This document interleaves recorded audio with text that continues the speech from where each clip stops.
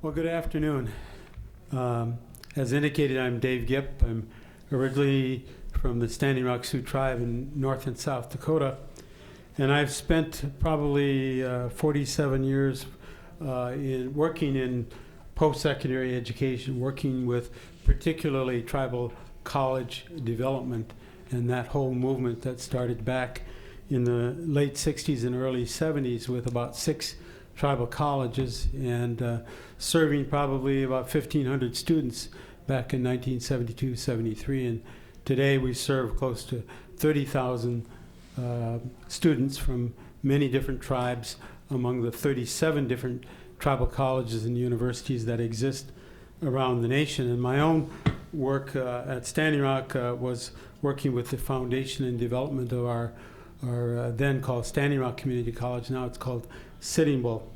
But I'm not here to talk about so much tribal college and university development so much as to talk about training, what is now called workforce development, workforce training of our population throughout the United States of America. My work has been much with the United Tribes, what is now called United Tribes Technical College. It started out as a small training institute. Today it serves on average of at least 1,000 students annually, closer to 1,500, where we have adults, and we also on our campus-based effort provide early childhood education as well as a K-8 elementary education for the dependents of those adult students that come to United Tribes. Again, I'm not here so much to talk about those models, but to talk more about the issue of workforce training. Some of you were probably involved with training programs, if you're old enough, clear back into the late 60s and early 70s. And we've graduated over the years to new reauthorizations of the Department of Labor training programs. And now they are it's been just reauthorized as WIOA, and there are tribes that provide training under Section 166 and portions of Section 477. Some of you may run those programs or run amalgamated programs, depending on where you're at. I would just talk a little bit more about the workforce training aspect and not so much the laws, even though there's a need for some revamping of the existing laws, and there is also a need to adequately fund workforce development and workforce training programs. We are fortunate that we do still have our own Native American or American Indian and Alaska Native desk at the Department of Labor, although it has been weakened over many years. But I would comment a little bit about the importance of tribal workforce training and development. And I have always been an advocate because my background goes back to tribal planning and putting all of those elements of what constitutes a tribal plan, more often times called strategic plans. And I helped developed a 35-year plan back in the late 60s and early 70s that took into consideration our human resources as well as the issue of economic and business opportunity and other needs of both the tribe and the tribal communities. It's very important to do that because if we don't make the correlations necessary, and I'll focus back on workforce training as well as things like economic and business development, to make the correlations of where your population is at in terms of its level of training or education back home, wherever that may be, and correlating with that with what are the economic and business goals and opportunities of the tribe, but also the citizenry within your particular tribal area.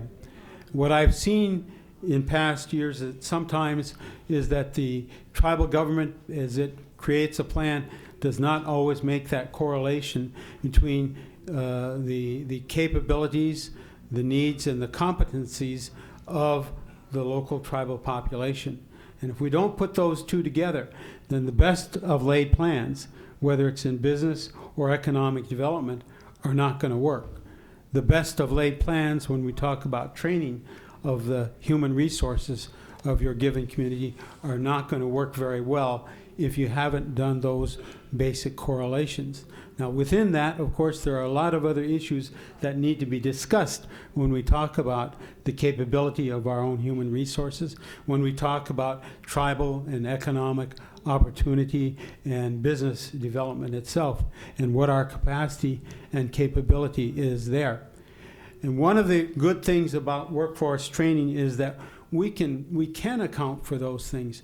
Second, we can begin to make sure that the training necessary, for example, of how to run a successful business can be done through workforce training, whether it's federal funds from Section 166 of the Department of Labor, or whether it's Bureau of Indian Affairs funds that are enabled through maybe a 638 process at your home area and 477.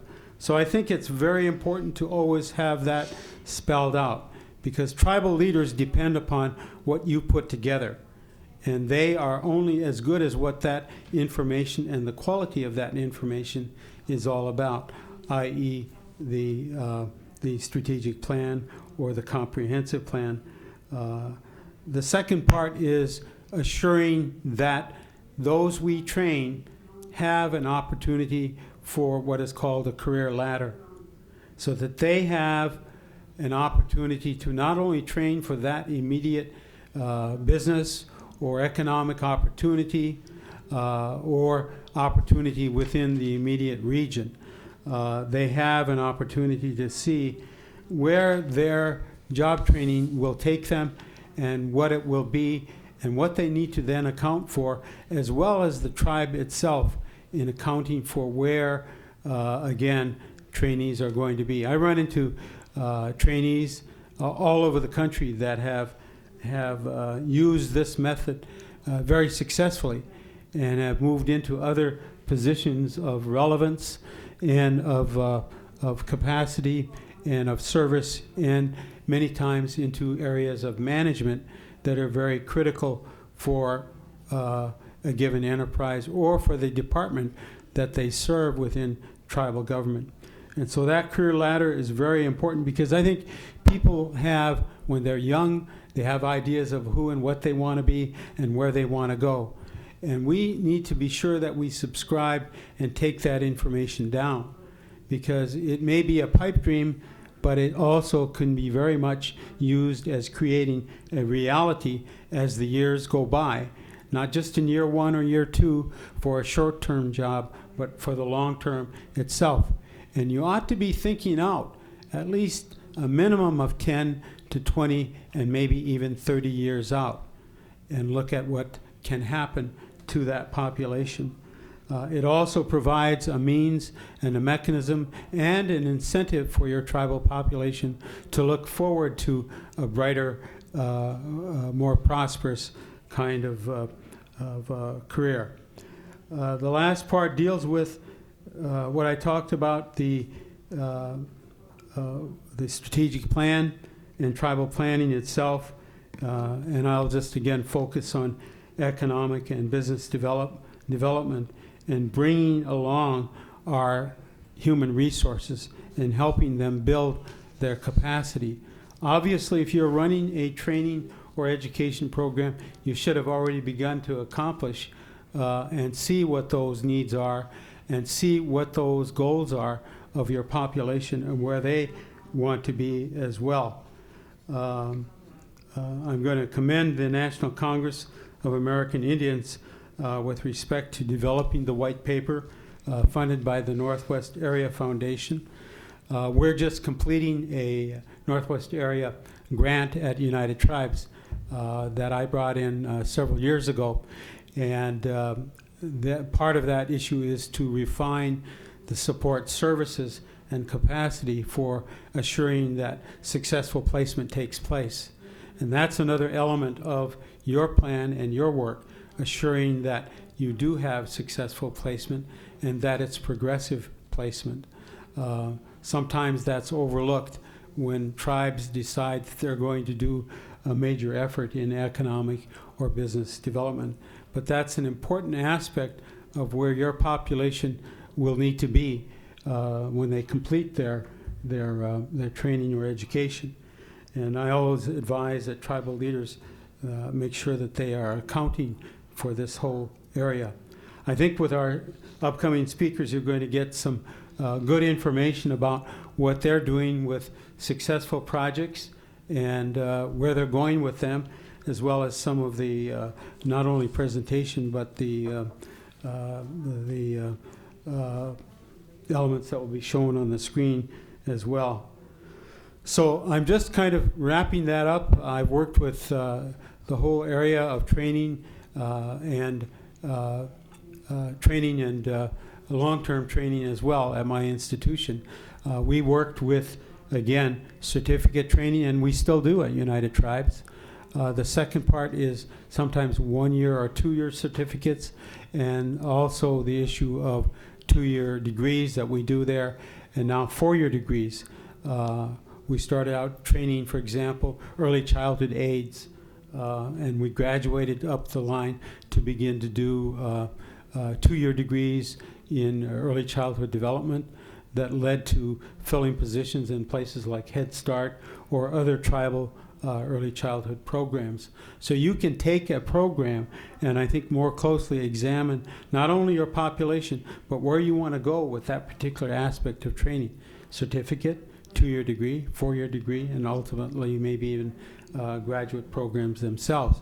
And this is all a part of self-sustainability and of building the capacity of tribal governments, tribal communities, and assuring that there is always a place for you where you want graduates to be, because the people you are training are going to be the leaders of your tribal community, if not leaders within your tribal government. Or they may step into other professional capacities, whether it's at the state or federal level, where they will be able to help you with those existing programs, but also help in shaping policy that affects people at home. I always say this because many of us come from those tribes that don't always have that economic and business opportunity. And this is one way to help you build what those business and economic capacities are. And it's our local people that will be filling these posts. And so it's important that you provide also quality training based on local, regional, and national standards, depending on what kind of training you're doing. I'm in North Dakota, and our tribal governments, as well as our tribal colleges in that region, are busy trying to take a look at and assure that not only that placement takes place, but also that there's a continuing, what I refer to as a ladder for career development. And it's very, very essential, since North Dakota, particularly Western North Dakota, is now the second largest oil producer in the nation. And that's not going to go away. Even though oil prices have fallen, they're going to go back up. And it's important that tribal communities take control of where they want to be, instead of allowing the non-Indians, the U.S. government, private companies themselves, and local state officials to dictate where we're going, and oftentimes taking the benefit away from us and giving it to their own or to others. North Dakota is going through a tremendous shakeup. We were a declining population overall up until 7-8 years ago. Now we're seeing people of color come into our state. It's still a white bastion of control, both economically and politically, and one of the most conservative states in the Union. Now the white folks in that state are going to have to live with other people besides Indians, and with other people and Indians that they used to shove away or put to the side.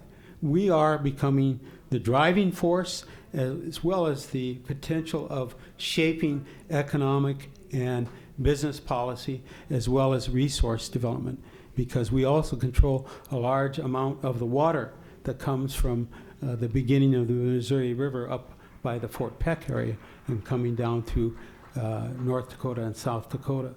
And what's very important about training is that you take the capacity and begin to build in the infrastructure you need to not only do the training, but to do the dictating of what the future is all about. I'm going to quit here, and I'm going to turn over to, do you do, or do I? Okay. She's going to give you a further introduction of our speakers, and hopefully we'll have a good dialogue at the conclusion. I think Q&A is after the presentation, so I'll let you come back up and finish this. Thank you.